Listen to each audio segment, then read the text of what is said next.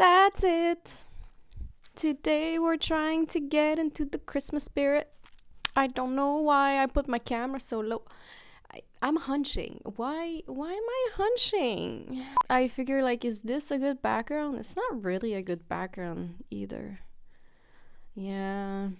I set up my entire office, but I'm still seeking for what is a good background. I want to be in front of the window because I'm too lazy to set up lights. Ha! Oh, and I forgot to ask. Do you guys want a coffee or a matcha or something? Because I'm gonna go get one and then we're gonna start. Because technically I didn't have breakfast, so we're gonna have breakfast and then start.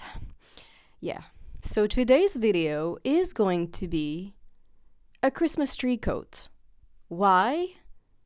Well, why not? And the other why is that last year I made a Christmas tree headpiece. Also, another why is that I don't want to buy a Christmas tree. It's too cumbersome. My storage is already full of stuff and I just want to, pack all my Christmas decoration into a box, all like a small box, and forget about it. So I figured since I already have the headpiece, I'm gonna make myself a coat because it's also gonna bring back Halloween-y vibe because I'm not much of a Christmas person. I'm a Halloween girly most of it. And I want to bring some sort of costume into my life in this Christmas season because I live in a land where Christmas is everything. So I'm gonna use basically my sewing mannequin as my Christmas tree. So she has the head. Now she needs the body. And that's it. That's basically the whole idea for this video. That's it. That's the intro. Okay.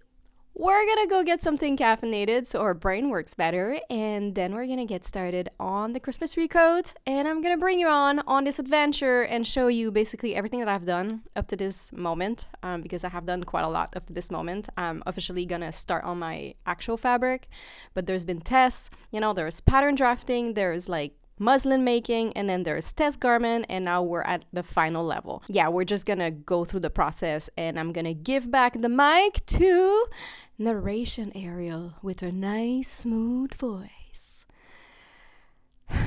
Anyways, ciao, see you in the next frame. I don't know why I said that. I know I said that coffees gave me heartburn, but sometimes you need a little wake-up thing, and you want to be part of the problem. So future me here, having heartburn, you have the video proof that you are not making the right choices.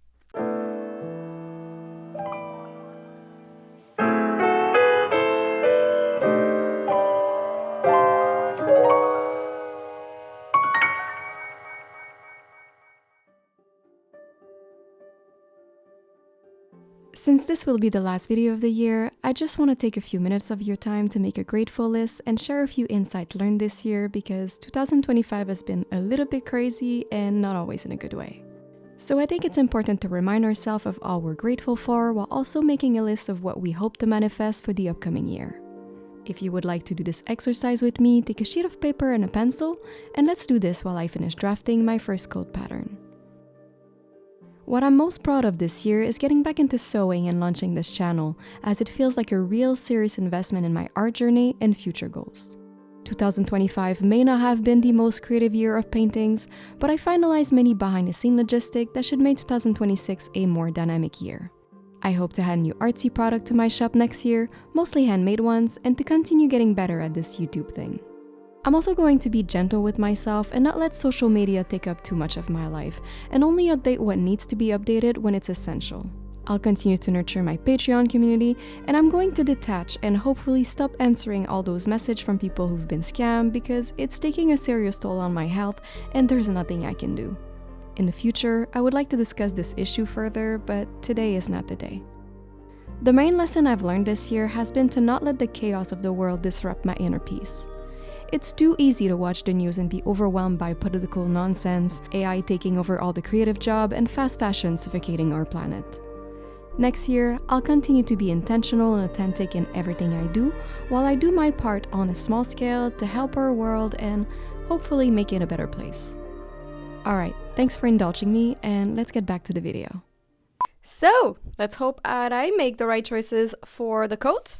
Gently moving what's on the floor, because my office, you'll see soon, is a complete mess. I mean, you're able to see it now. So, I'm gonna put the mic here. Exhibit number 1. It is a moss carpet.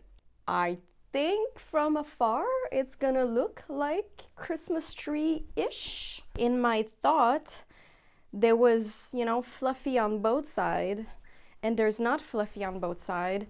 And my test garment is with like a very thick wool. So now I'm kind of like, no. What I did in my test garment is not gonna apply to this one. So I'm gonna have to thicken this. I'm gonna have to thicken this with another fabric. So I bought this performance blanket at the thrift store, and I'm gonna use this as my underlayer, and it's just gonna make it like super soft.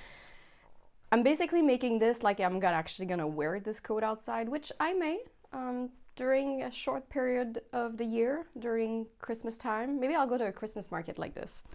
Who knows? Maybe I'll go make people laugh with my entire setup. I'm sorry, I'm losing my voice somehow. I don't know why.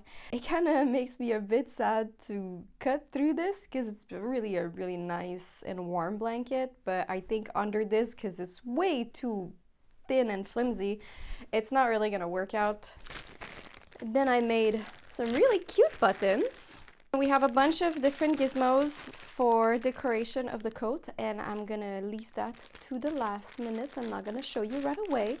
And then let me show you the adventure with the test garment. And then we're gonna come back to today, and we're gonna get going on the actual coat. Let's put ourselves in the Christmas spirit. Let's try at least. So I'm gonna get started on this, and I'm gonna see you guys later.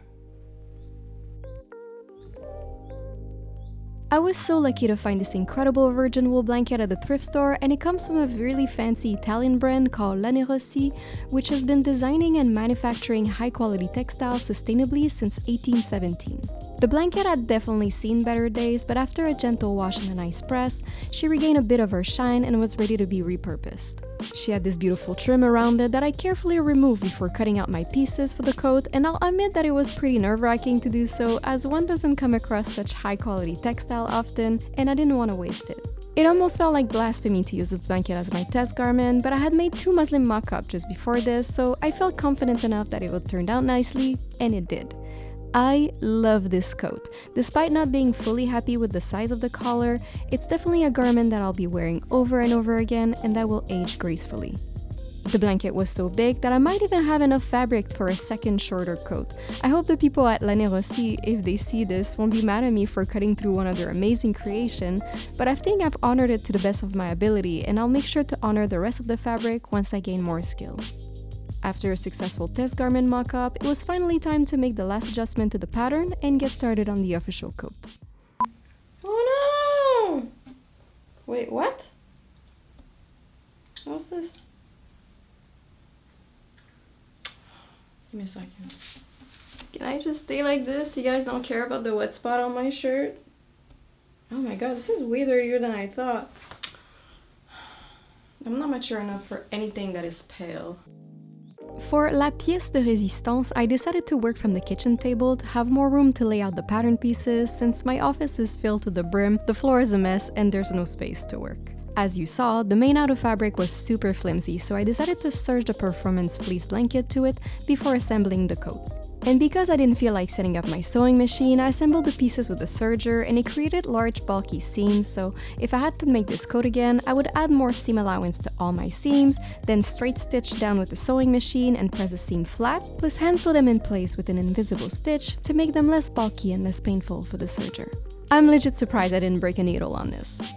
Another surprise was how much this project required hand sewing, from the buttonhole because my buttons were too big to finishing all the seams so they lay flat. I really thought for a moment that it would take forever and I would lose my mind doing this, but I actually enjoyed the process very much despite the many hours it took to complete. Once the base of the coat was finally done, it was time to start adding the decoration, and I should have taken more footage of me hand sewing every single one on there, but you'll see all that in the reveal.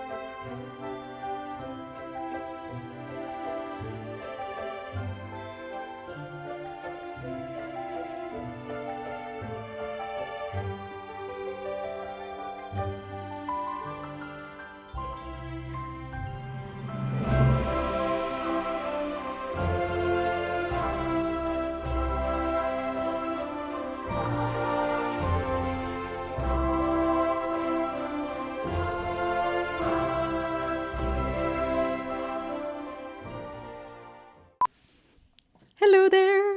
This was so fun to make! I've learned so much doing this project. Oh my god, what a challenge!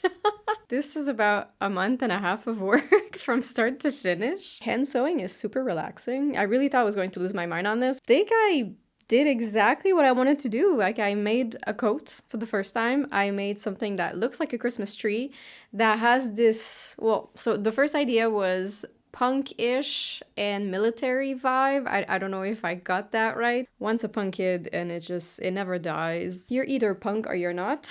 But yeah, look at this girl. Like, I'm so excited to just leave it in my corridor and wrapping her in Christmas lights and having her as my Christmas tree.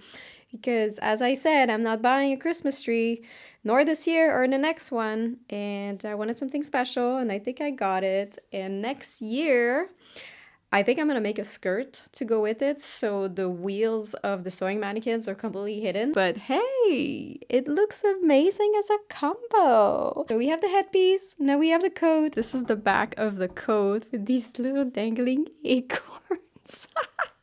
10 on 10, would recommend. It's nice to challenge ourselves to do something new, and it's definitely what 2025 has been for me, a big challenge in this very, very messy world. And yeah, I don't want to spend too much time on that because it would be too easy to fall into despair and say like, oh, the world is burning, we're all dying and everything like that. But yeah, the world is burning, and I mean, every day we're dying, so that's okay. But I think as long as we keep making things that makes us happy, we stay creative, we try to, make choices and moves that enrich our lives and the lives of people around us, and that's it. Like, I mean, that's kind of the goal of life anyways. And on these wisdom words, I'm gonna wish you guys to have an amazing holiday surrounded by all your loved one. I hope you eat delicious food. If you like recipes, check out my other channel at zestyandspicy.com. Check out my website, missrebelcreates.com. There's a shop if you like artsy fartsy things. And I hope you start the new year on the right foot. May 2026 be fun, entertaining, filled with everything you desire, and yeah. I'm gonna see you in my next one. I hope you enjoyed this little holiday craft, and I'm gonna see you guys later. Bye.